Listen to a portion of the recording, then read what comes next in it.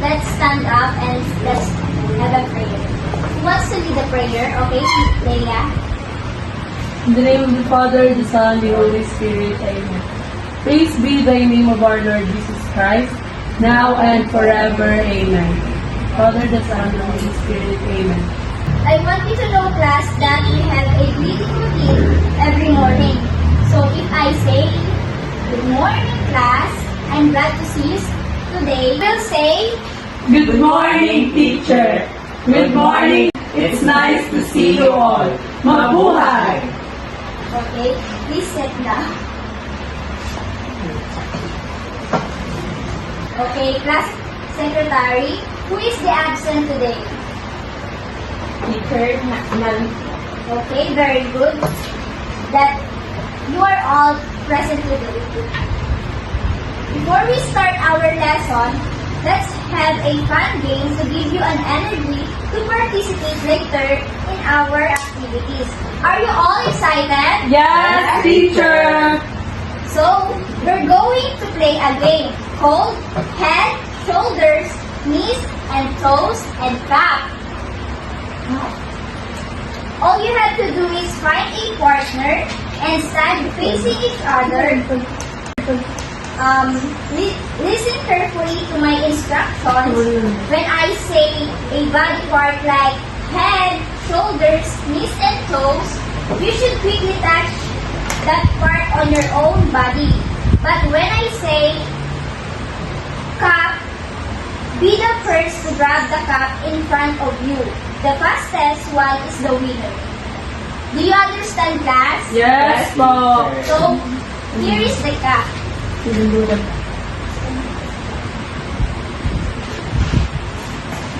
Stand up, children. Kami din po. Facing each other. Facing each other. Arap ka. Yung flexible. Are you all ready? Yes, teacher. Okay, let's start. Head, shoulders, knees, toes, head, cup. Okay, the winner is Leia.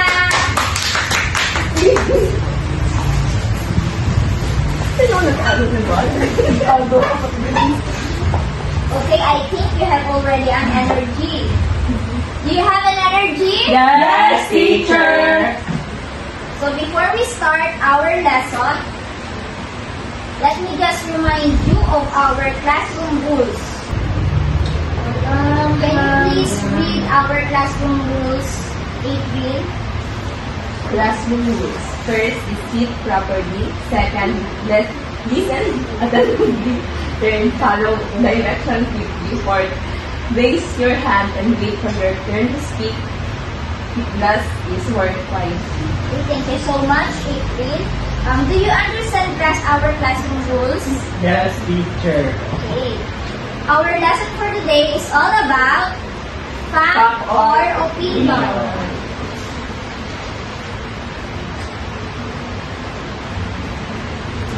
Can you read it together? Fact or opinion? Okay. Before anything else, let me introduce to you our learning objectives.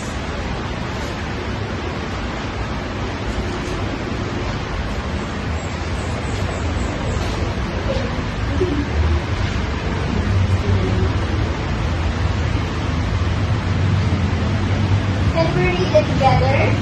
At the end of 60 minutes discussion, the pupils are able to distinguish fact from opinion, state the importance of speaking the truth, and write a sentence for fact and opinion. Okay, thank you so much. Did you understand our learning objectives? Yes, teacher. Let's start our lesson by reading a story. Are you all excited? Yes, teacher. The title of the story is all about The Boy Who Cried Wolf. Again, let's read it. The boy who cried wolf. But before that, this story is, I will group you into two. This is group 1. This is group 2.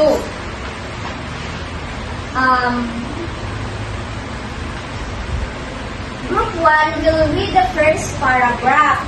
And group 2 will read the second paragraph. And for the last paragraph, we will read it together. Do you understand? Yes. Okay. Group 1, can you read the first paragraph? Once upon a time, in a beautiful village near Nash, rolling hills, there was a boy who watched over the village's sheep. Being alone up in the hills was very boring.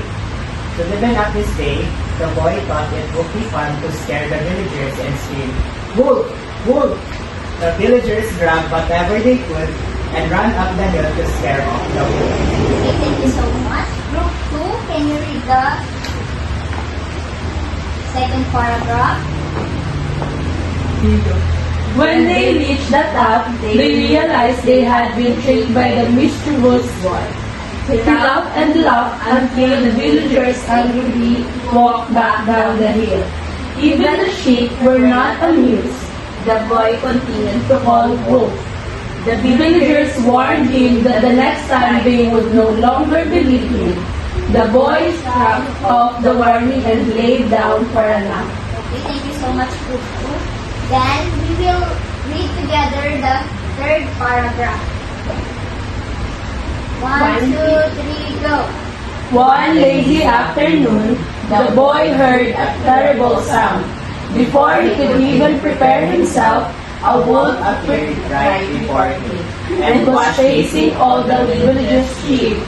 The boy screamed, "Wolf! Wolf!"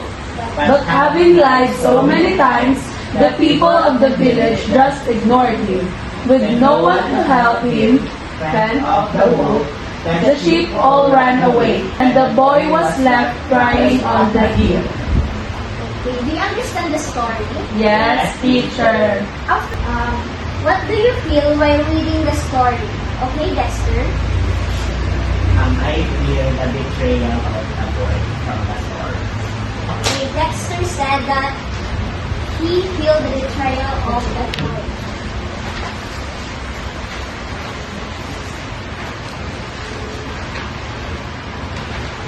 Next is, what did the villagers get mad? Okay, April? Because the boy was lying. That's right, because the boy was lying. Now, why it is important to tell the truth? Okay, Leia? So that other people will believe and trust us. That's right. All your answers are correct. Give yourself an amazing clap. You know what is amazing clap is? No. Amazing clap is like this. 1, 2, 3, 1, 2, 3. Amazing. Okay? 1, 2, 3, go. 1, 2, 3, 1, 2, 3, amazing. Okay. Let me just remind you of this saying. Can we read it together? Honesty is the best policy. Okay. Honesty is the best policy. So, moving on, I have here sentences from the third paragraph. Again, what part of the paragraph of the story? Third. Okay. The paragraph is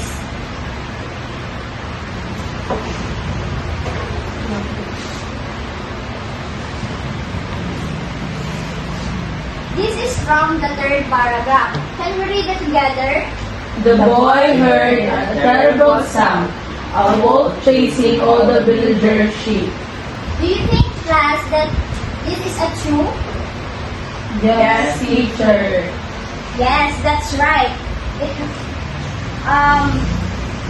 It really did happen that the boy heard a terrible sound. If the statement is true, we call it a fact. Do you know what is fact is? No. Okay. Can we read it together? Fact. Or something that can be proven to be true or correct. Okay. Facts are something that can be proven to be true or correct. For example, example, Lupang Hinirang is the national anthem of the Philippines. Next is swimming is a water sport. Third is there are 60 seconds in 1 minute. So I will show another sentence from the first paragraph. Again, what part of the paragraph? First paragraph.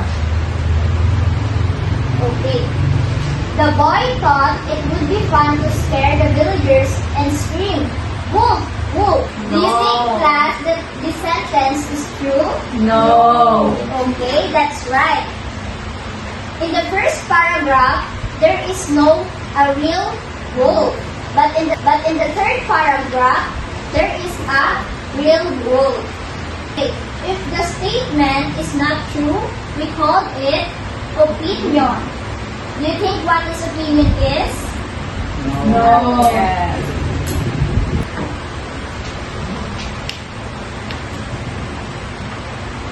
Can we read the meaning of opinion? Opinion is based on someone's feelings, beliefs, or thinking. That's right. Opinion is based on someone's feelings, belief, or thinking. For example, the most delicious food is pizza. September is the best month of the year. Playing in the rain is fun. And now I will ask some questions to you. For example, Dexter, what is your favorite food? Mugo salad. Okay, Dexter says that his favorite food is buko salad. Okay, Leia, what is your favorite part of your body? My hair. That's right. Leia says that his favorite part of his body is hair. Thank you so much for sharing your favorite parts of your life. So now, do you understand what is the difference between facts or opinion, right? Yes, teacher. How will you distinguish or differentiate fact from opinion? Okay, Leia? Facts are something that can be proven to be true or correct, while opinion is based on someone's feelings, beliefs, or thinking. Okay, April, can you give an example of fact?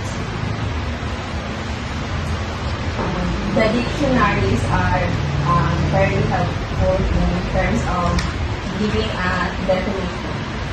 Okay, thank you so much, April. Dexter, can you give one sentence for opinion? December is the best month of the year. Okay, thank you so much. Okay, then let's have a simple activity.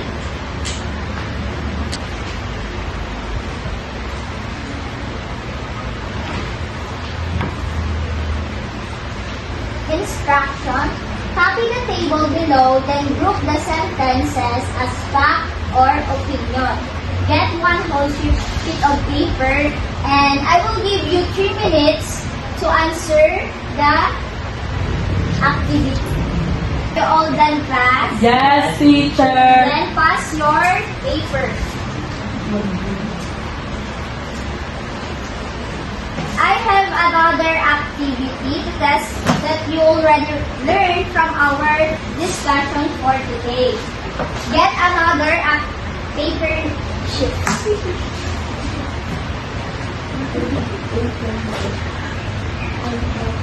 I will give you another 3 minutes to answer the activity. Pass your paper. For your assignment, study our next lesson on page 126 about noun and verb. Bring your books tomorrow. So, okay, class, thank you so much for participating in this class. Let's all stand up and let's have a prayer. In the name of the Father, the Son, and the Holy Spirit. Amen. Praise be the name of our Lord Jesus Christ. Now and forever. Amen. Bye, Teacher, goodbye